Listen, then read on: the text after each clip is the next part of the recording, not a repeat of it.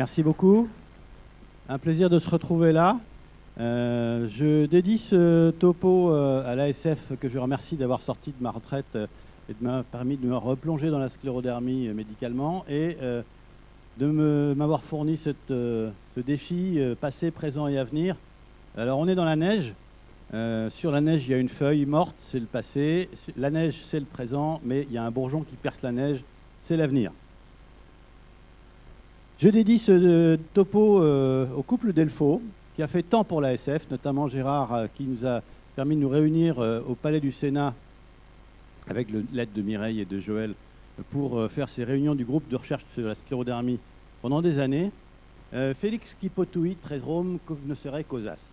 Donc les latinistes ont tout de suite traduit « Heureux l'homme qui, en étudiant les lois de la nature, à travers les effets connus, peut retracer la cause secrète ». Ce vers est dû à Virgile, un poète latin, qu'il a écrit en 29 avant Jésus-Christ. Et je voudrais le mettre en exergue parce que ça fait 30 ans, effectivement, qu'on court après la sclérodermie, qui est forte, qui est résistante, qui est méchante, et qu'on ne sait toujours pas d'où ça vient. Donc je voudrais essayer un peu avec vous de faire des hypothèses et de voir raisonnablement, est-ce qu'on peut deviner d'où ça vient pour l'attaquer plus fort et pour chercher mieux comment la traiter. Donc on va voir la maladie, comment elle se développe, d'où elle vient et où elle va. C'est une maladie unique en son genre. Il y en a deux formes localisées, une forme localisée où il n'y a que la peau qui est malade par place, par endroit, et une forme systémique qui touche toute la peau plus ou moins et les organes aussi. C'est une maladie insidieuse qui commence probablement des mois ou des années avant que ça soit apparent à la surface de la peau. Et probablement, les vaisseaux de la peau commencent à se boucher des mois ou des années avant que ça soit cliniquement manifeste. Il y a quelques formes rapides qui durent quelques mois, mais le plus souvent, l'échelle de temps, c'est des années ou des dizaines d'années. La maladie est protéiforme. Vous avez à droite une représentation du dieu légendaire latin, ou grec, je ne sais plus. Gérard me dira ça. Proté. Proté était un dieu qui changeait de forme à volonté et qui pouvait être poisson, grenouille, serpent, dragon, tout ce qu'il voulait. La sclérodermie, c'est protéiforme. Ça change de forme et ça peut prendre n'importe quelle forme. C'est peut-être environnemental. Les professions, les régions exposées, il y a des cas qui sont groupés et pourtant c'est peu ou pas contagieux. Quand je dis ça, je pense au couple d'Amon quand même. Peut-être qu'il y a des sclérodermies conjugales. Le système de défense dans cette maladie est-il bénéfique? Est-ce qu'il nous défend? Est-ce qu'il est impuissant face à une maladie qui la dépasse? Ou est-ce qu'il est maléfique? La kinésithérapie, comme j'en parlais un instant avec la spécialiste locale, est clairement utile. Il y a une grande incertitude thérapeutique, en partie liée aux difficultés d'évaluation, parce que ce n'est pas facile de mesurer une sclérodermie, la rareté et la variabilité des cas et le retard de traitement.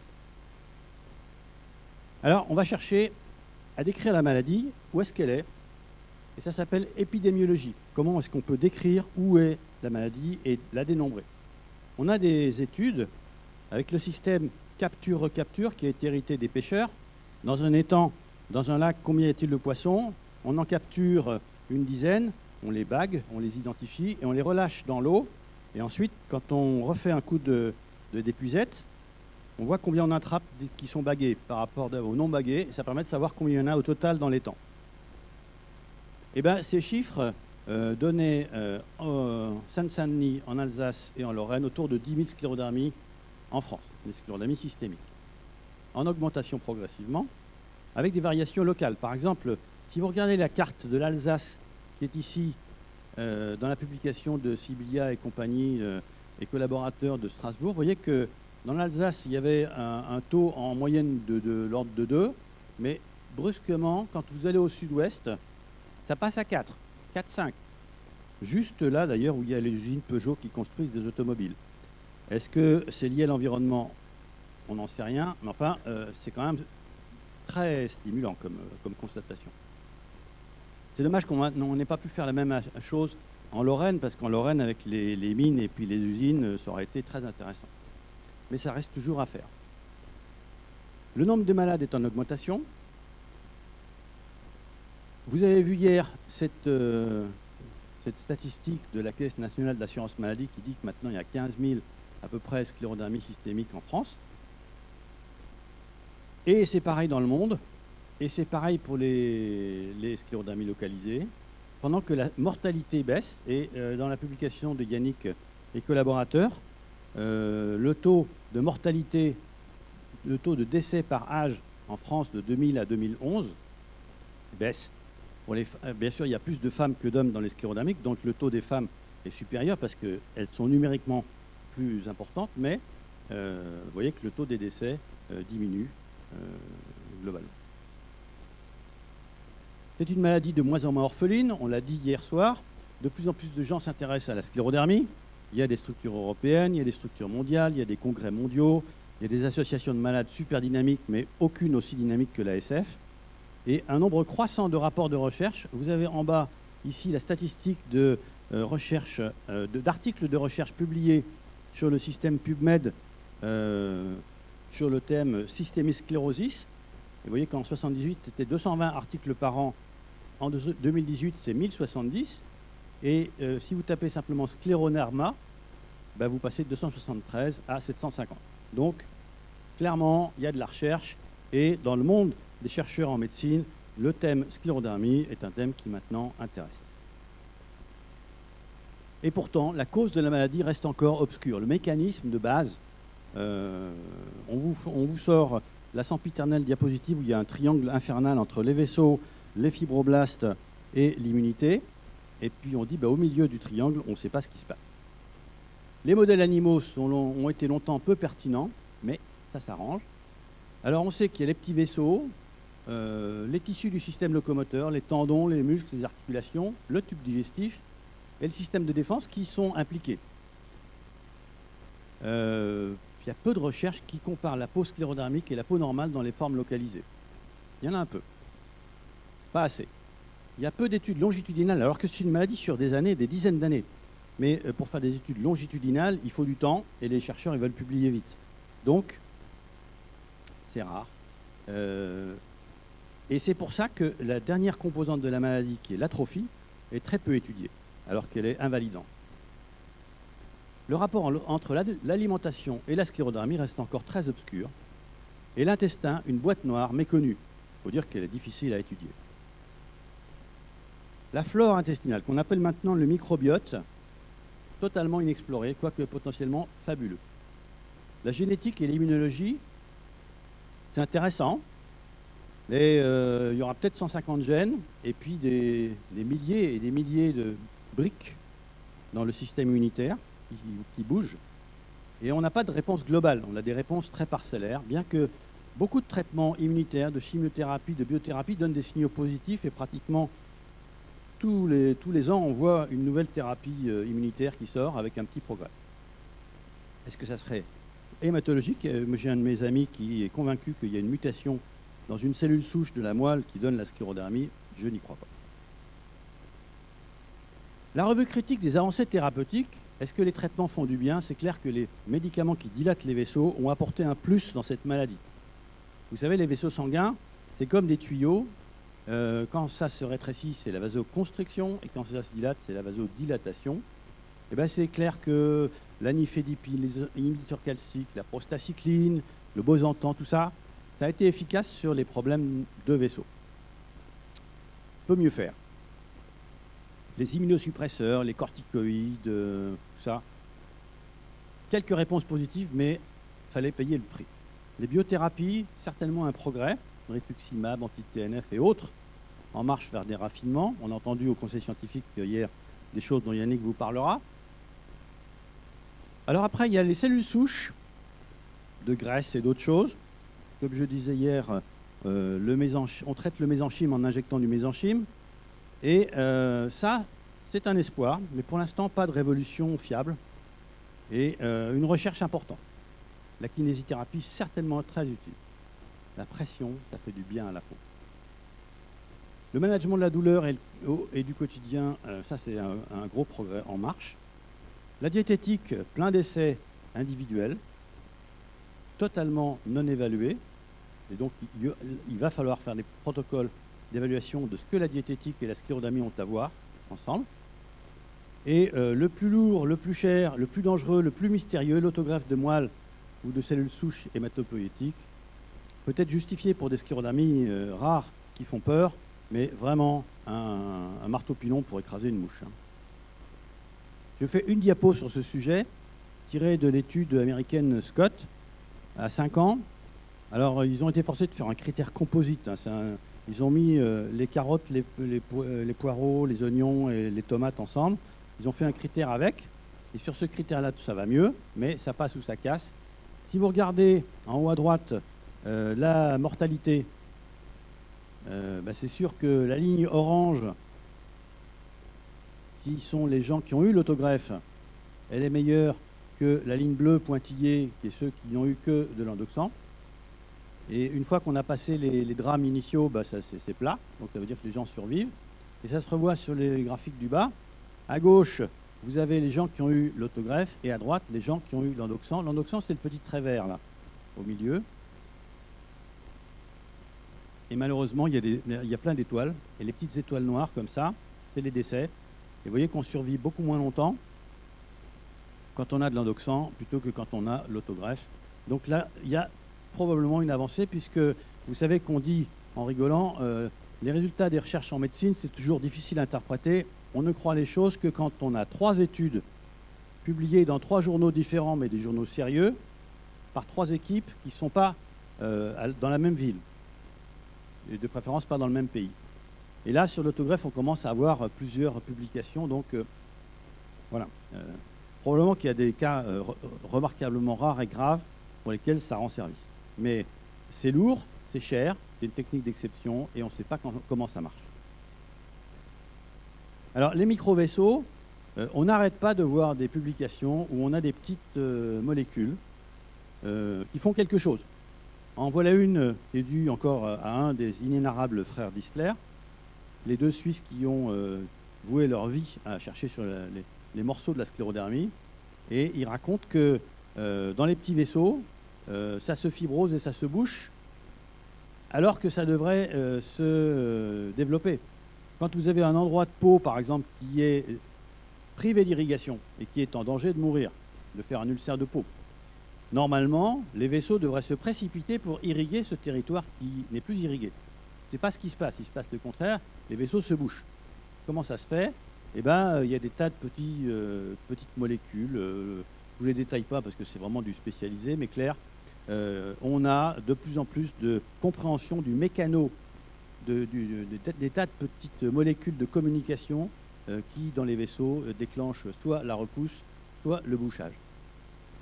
Et l'hyloprost, le bosantan, les anticalciques font du bien, améliorent un peu, mais on ne sait toujours pas comment ça marche ni pourquoi. Alors, il y a des pistes de recherche qui sont novatrices. On a des leçons à tirer de la sclérodermie localisée. On a des leçons à tirer de la diététique et de la...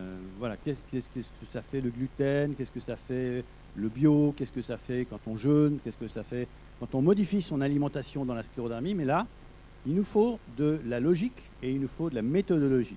Il nous faut une méthode imparable pour embaucher, pour créer une méthode de recherche diététique, pour évaluer ce que les gens mangent et de pouvoir corréler ça avec l'état de la sclérodermie. C'est compliqué et il faudra qu'on s'y attache.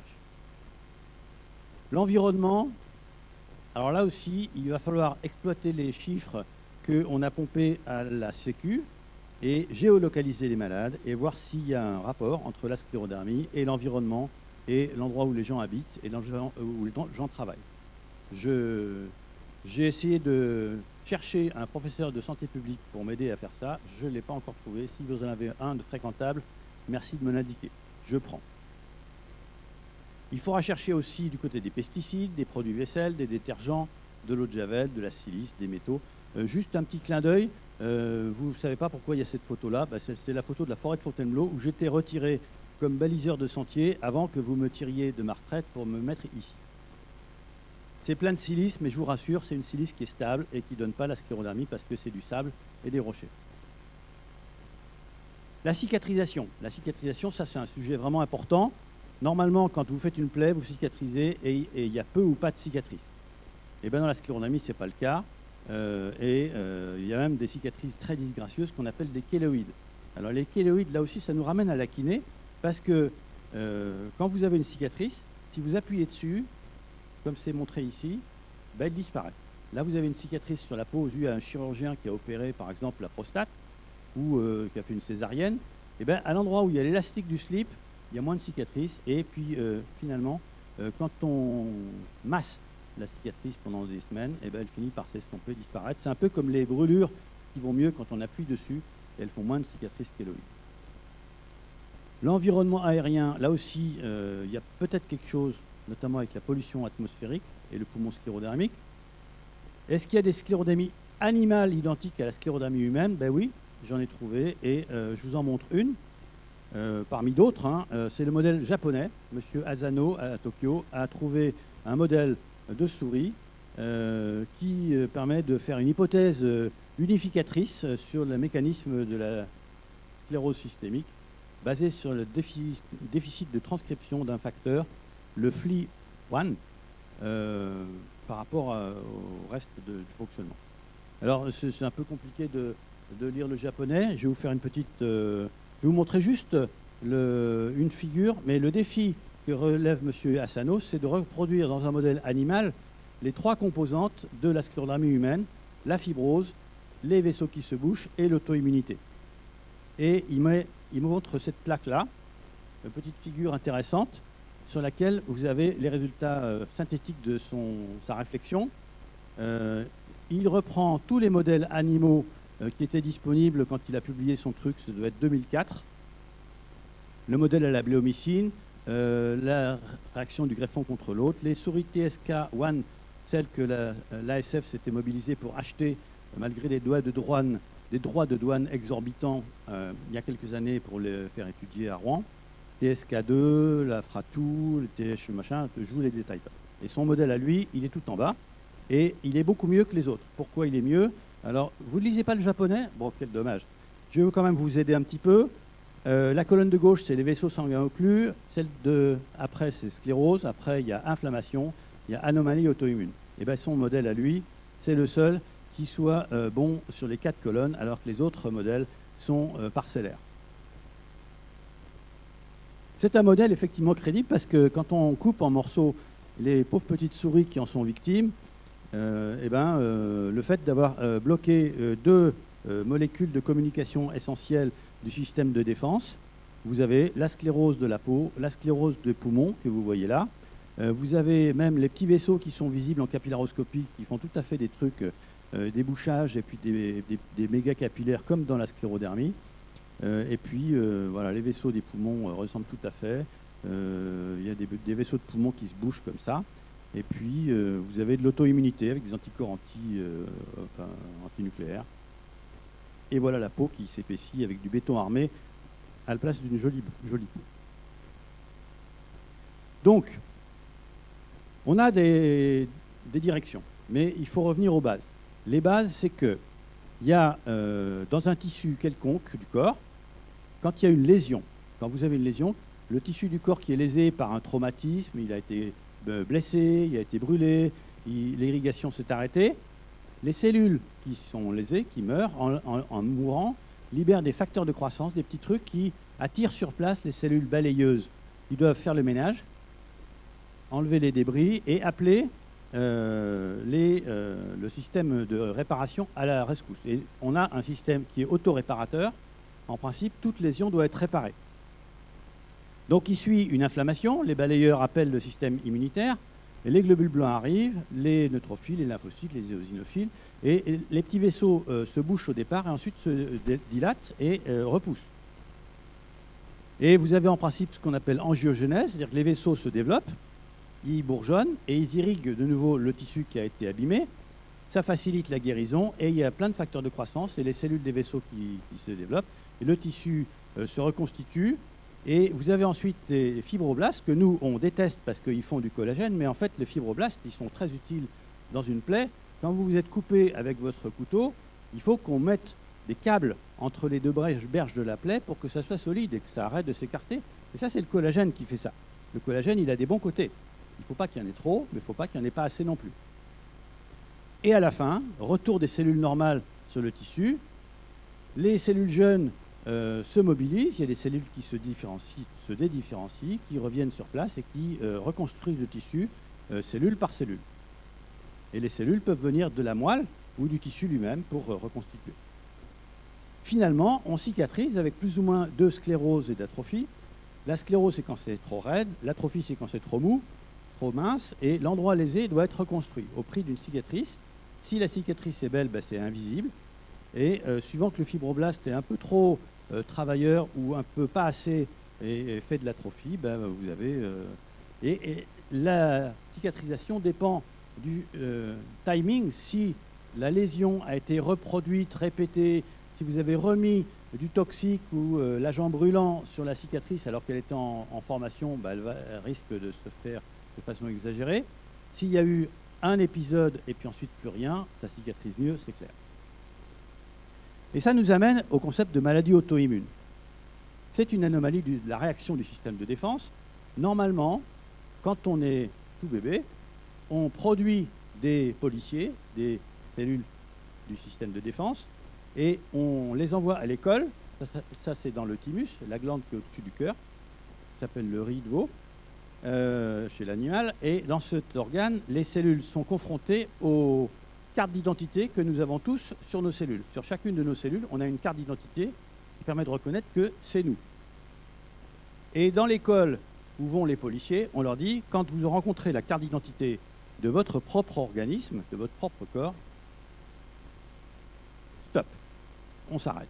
Et même dans le thymus, les cellules qui sont autoréactives, qui sont capables de réagir avec la propre carte d'identité du corps, en principe, sont éliminées. Elles ne sont pas toutes vraiment éliminées, mais en tout cas celles qui sont les plus attractives, les plus attirées vers ces cartes d'identité de notre propre corps sont neutralisées. Si il reste en circulation des cellules capables de réagir avec nos propres cartes d'identité, donc cellules autoréactives, si elles rencontrent, soit sous forme d'un micro-organisme, soit sous forme d'aliment, quelque chose qui ressemble à la carte d'identité en question, elles ont le potentiel d'attaquer cette carte d'identité. Voilà, ça c'est l'auto-immunité. Et donc ça nous amène au concept de mimétisme. Si un micro-organisme, quel qu'il soit, se cache dans une petite niche inexpugnable, quelque part dans le corps, et qu'il ressemble par certains côtés à des structures normales de notre corps, par exemple les articulations, la peau ou les vaisseaux. Il est là bien planqué comme ce beau serpent que j'ai photographié pour vous au zoo de Singapour. Il est dans un tas de feuilles de magnolia, bien planqué, et s'il y avait 2 fois plus de feuilles, vous ne le verriez pas du tout. Mais là, il est quand même visible parce que le zoo a mis pas assez de feuilles dans son bac. Il est planqué. On ne peut pas l'attaquer. Et si, sur sa peau, il y a des petits motifs qui ressemblent à la carte d'identité des cellules de vos vaisseaux, eh bien, le système de défense va attaquer les vaisseaux en croyant attaquer le serpent. Donc le système immunitaire le découvre et produit contre lui des anticorps qui vont attaquer les cellules qui portent les mêmes structures. Et tant que le micro-organisme reste là, le système immunitaire réagit contre lui et poursuit son attaque. Où peut se cacher un agent extérieur capable de déclencher par mimétisme la sclérodermie? Alors, il y a des tas d'endroits où il y a des microbes. La peau, la surface de la peau, pourquoi pas. La surface d'une muqueuse respiratoire, les voies respiratoires, digestive ou urogénitale. La plus grosse population, donc là où on a le plus de chances de trouver ce micro-organisme, c'est le tube digestif. Parce qu'en fait, nous vivons tous théoriquement en harmonie avec des milliards de bactéries, de virus et de champignons qui sont installés dans notre intestin après notre enfance. Quand on est à la naissance, on n'a pas de microbes, on n'a pas de micro-organismes du tout dans notre intestin, c'est nickel, c'est axénique, et le petit bébé acquiert progressivement tous ces micro-organismes utiles à la digestion, utiles à l'intestin, au cours de son enfance. Un hôte indésirable qui ressemble à nos cellules déclencherait une maladie en étant nichées dans l'intestin. On a des exemples. Le rhumatisme articulaire aigu, c'est une maladie qui s'est déclenchée autrefois et qui se déclenche encore quelquefois quand il y a des populations qui ont un streptocoque particulier qui fait croire au système de défense qu'il faut attaquer les reins, le cœur, etc. et les articulations. Le diabète de type 1, c'est pareil avec les îlots de Langerhans du pancréas, où on développe un diabète parce qu'il y a un mimétisme moléculaire avec ça. Et les rhumatologues connaissent bien la spondylarthrite ankylosante, qui est une maladie où, entre la structure des attaches des ligaments autour des articulations et un microbe intestinal, chez les gens qui ont le groupe HLA-B27, il se développe un rhumatisme. Et peut-être que ce mécanisme est à l'origine de toutes les maladies dites auto-immunes. Alors je vous fais un tout petit rappel sur qu'est-ce qui se passe dans le système de défense de l'intestin. Vous avez en haut la lumière de l'intestin où il y a tous les aliments qui passent, qui se font digérer, et où il y a plein de microbes, les petits bâtonnets violets, c'est les microbes. Et puis vous avez une couche de cellules qui font la surface de l'intestin, qui sont chargées d'absorber les aliments, une fois qu'ils ont été digérés. Et puis il y a des petits trous, et dans ces petits trous, vous avez une cellule avec des microvillosités qu'on appelle la cellule M, qui attrape les bactéries, qui les passe aux cellules dendritiques chargées de les couper en morceaux et de les transmettre aux défenseurs. Et là, vous avez les grandes forteresses du système de défense, les ganglions mésentériques, et puis aussi les ganglions de l'intestin qu'on appelle les plaques de Peyer. C'est là où il y a le maximum, la plus grosse masse du système immunitaire se trouve dans l'intestin. Alors, il n'est pas explorable facilement parce que c'est dans le ventre et on n'y va pas comme ça en ouvrant une fermeture éclair, mais c'est un système très important pour vivre en harmonie avec ces microbes. Et pour vivre en harmonie, le système déclenche toute une réaction qui produit ces petits machins branchés violets là qu'on appelle les anticorps. Et les anticorps retournent, ils sont sécrétés sous l'intestin et ils retournent, pour s'opposer à une pousse excessive des microbes à l'intestin. Et bien dans ce système-là, si vous avez un méchant vicieux planqué qui est là-dedans et qui ressemble à nos vaisseaux, aux cellules des vaisseaux, il peut se faire débobiner et puis déclencher une réaction auto-immune, surtout si on a les gènes qui vont bien. Quels sont les arguments pour l'implication du microbiote intestinal dans la sclérodermie? On a décrit une dysbiose, c'est-à-dire un déséquilibre de la flore intestinale chez plus de 3/4 des sclérodermiques. Dans un modèle expérimental chez la souris, l'induction d'une dysbiose par la streptomycine augmente la sclérose. Les traitements qui améliorent la dysbiose, comme les probiotiques, les immunoglobulines, font du bien en même temps qu'ils normalisent la flore digestive. De plus en plus de chercheurs pensent que le microbiote intestinal est important dans le déclenchement et l'entretien de la sclérodermie. Je me demande si l'autogreffe, quand elle fait du bien aux sclérodermies graves, ça ne pourrait pas être lié aux antibiotiques à forte dose et à la décontamination digestive qu'on fait au cours de cette procédure, et pas à la chimiothérapie. Et enfin, dans la maladie cousine de la sclérodermie, le lupus, on a trouvé un germe digestif qui a le nom latin de Ruminococcus gnavus, qui est associé aux poussées de lupus. Alors, quel pourrait être le problème initial, la cause, le Graal qu'on cherche? Probablement, c'est auto-immun. Moi, je propose l'hypothèse que ce soit dû à un petit microbe dans le microbiote intestinal. Avec une facilitation environnementale, les pesticides, la silice, etc., les agents extérieurs qui ne font pas du bien, et puis chez des gens avec un ADN particulier, des gènes, et donc à la croisée entre l'héritage, l'ADN, les agents extérieurs nocifs et le microbiote, vous avez un petit triangle là, ça serait les gens qui feraient la sclérodermie. Donc je pense que les défis de la recherche pour les années à venir dans la sclérodermie, c'est de diagnostiquer précocement. Vous savez tous que plus tôt la maladie est reconnue, plus les traitements sont intéressants et efficaces. Il est probable que si ça sclérose, c'est parce que le déclencheur de la sclérodermie reste longtemps à titiller le système et qu'on produit plein d'anticorps qui sont nocifs. Et puis ça sclérose davantage et ça atrophie à long terme. Il est probable qu'il va falloir faire davantage de recherche pour rechercher le microbe que je crois responsable de ça. Il faudra passer de l'empirisme aux essais contrôlés pour la diététique, parce que le régime influence le microbiote. Il y a même des études qui montrent que des périodes de micro-jeûne changent le microbiote. Il va falloir trouver des puces pour la génétique. Il va falloir trouver les facteurs environnementaux précisément qui sont impliqués et rééquilibrer, voire changer la flore digestive. La maladie change déjà sous nos yeux. C'est une diapo sur laquelle je ne m'étendrai pas parce qu'on va vous en reparler, mais c'est clair que la fréquence est en hausse et la mortalité en baisse. Il y a de moins en moins d'ulcération digitale et d'ischémie grave, moins d'HTAP, mais plus d'atteintes cardiaques. Et en conclusion, je crois qu'on n'est pas assez exigeant quant à la pertinence clinique des recherches, notamment au plan digestif, et qu'il faut aller chercher, s'il n'y a pas des choses un peu plus efficaces que celles avec lesquelles on est actuellement en pétrin. Le manque de gastro-entérologues aux côtés de l'ASF se fait de plus en plus sentir, et je pense que des gens comme Sébastien Rivière, qui est à Saint-Antoine, juste à côté d'un grand centre impliqué dans le microbiote, pourrait avoir la bonne idée d'aller monter des recherches avec. La diététique aussi devrait être recherchée mieux pour savoir si ce que disent les patients, qu'on écoute beaucoup sur le gluten, le lactose, les jeûnes sont intéressants.